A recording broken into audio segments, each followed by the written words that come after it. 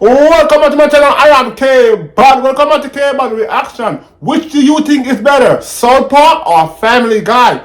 I'm gonna react to this video. It's called Why South Park is Better Than Family Guy. So without further ado, let's get into this video and find out why is South Park better than Family Guy. Let's find out right. I am nothing like Family Guy. When I make jokes, they are inherent to a story. Deep, situational, and emotional jokes based on what is relevant and has a point. Not just one random interchangeable joke after another.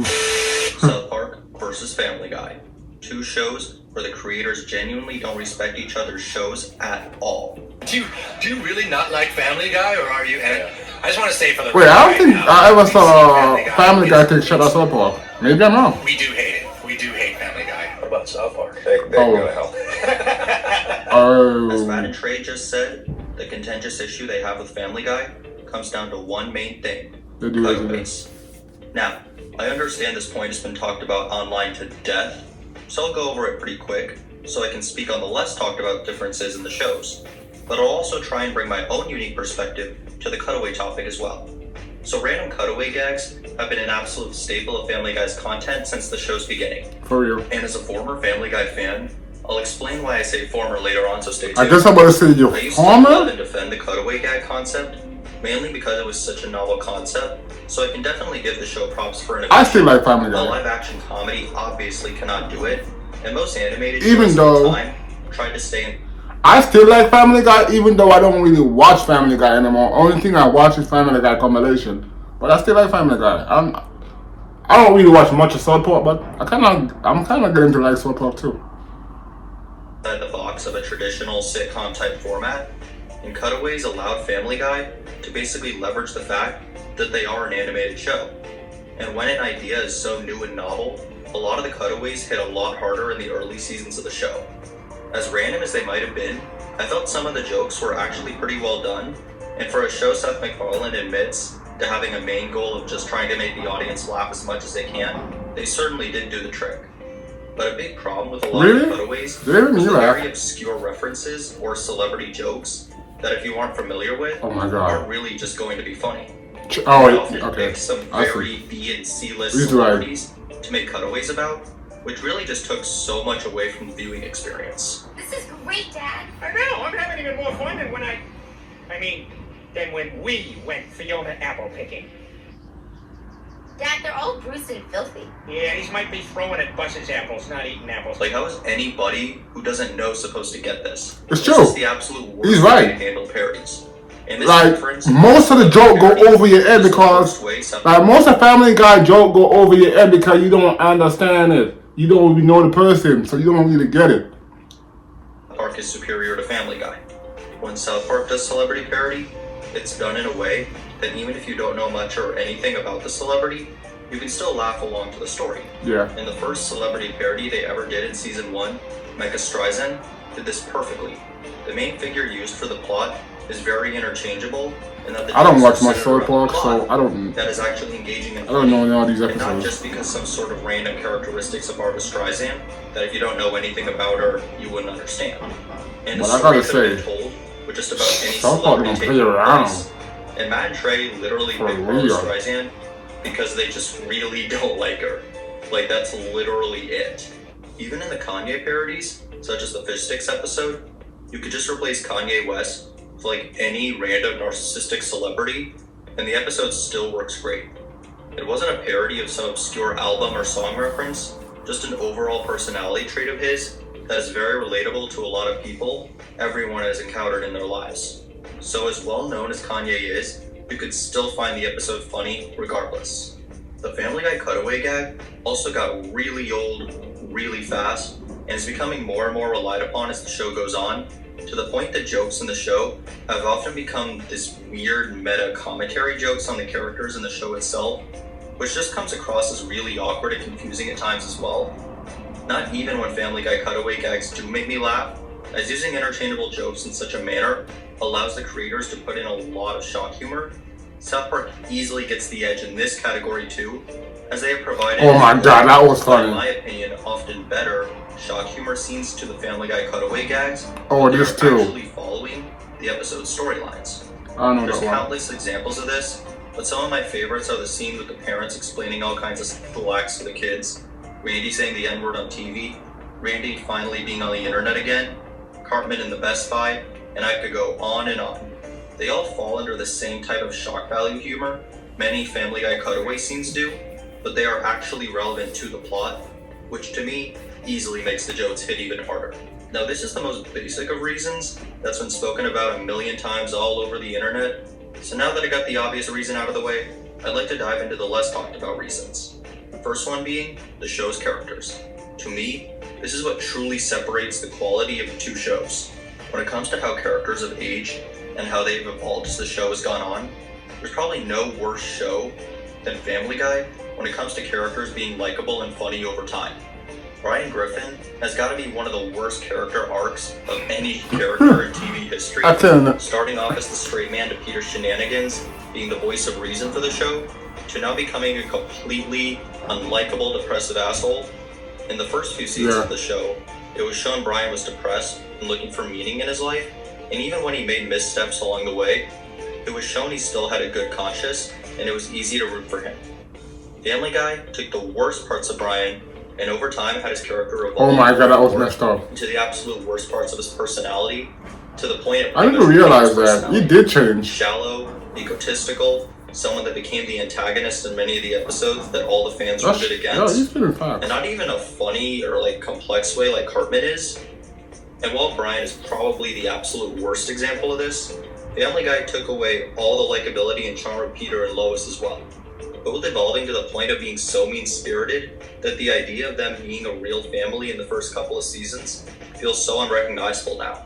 While I did feel they did a good job with Stewie's character growth, he's really the only one in the main cast of characters that didn't become a lot meaner or more boring. South Park, with the exception of Gerald and Garrison, he did want to off his mom. Characters in the show, and they were able to improve and build upon the characteristics of so many of the characters. Like Family Guy, they were able to add so much more depth and meaning to their one joke character, and many of the classic characters of the show all evolved in such a natural way from when the show began. Cartman went from a simple, bratty, annoying kid to a layered, evil psychopath we all love to hate. Kyle went from someone the creators thought about killing off in the early seasons to a unique and morally conscious character that has both similarities and differences to his best friend Stan that allows the dynamic between the two to work so perfectly alongside each other. Butters grew from a regularly seen side character to one of the show's most prominent and deep characters, completely distinguishing himself from a similar character to him in the early seasons, Pip, which the writers quickly stopped using after evolving the character of Butters and understanding that Pip is just such a terrible character. But South Park's most insane adult Garrison also grew into his own, and the evolution of Randy Marsh probably deserves its own video, as he went from just another adult in the show to one of the stars of the show. Yeah, South Park didn't have any misses when it comes to how they evolved all the main characters in the show, as well as understanding which characters were much more annoying than funny and just getting rid of them. Her name is Veronica Crabtree, bus driver for the elementary school. She was considered an ancillary character, one the fans wouldn't miss much. But it seemed like for so many of the Family Guy characters, the entire foundation of their character was torn apart.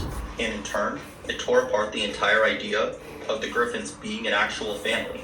Because even with everything Peter, Brian, or Lois may have been doing wrong, the viewers were still rooting for them along their journey of growth, and the resolution of many of the early seasons always come back to family. But now, the worst aspects to the characters have become who they truly are, and they are often just used now as antagonists with the goal of getting easy laughs. The show has lost, honestly, any sort of identity. And the final way South Park is able to outdo Family Guy is superior storytelling. Matt and Trey have spoken about their golden rule of writing using the therefore but rule.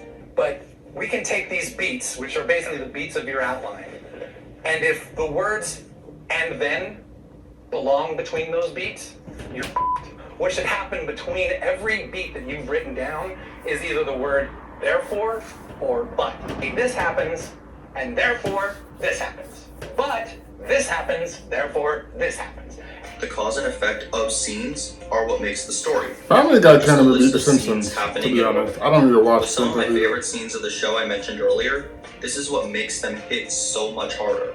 They follow the story perfectly, but are so unpredictable with just how far they'll take it.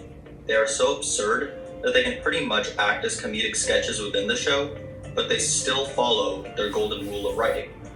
Family Guy to me fails at connecting the different scenes and stories within an episode, and it often just leaves me feeling underwhelmed and confused.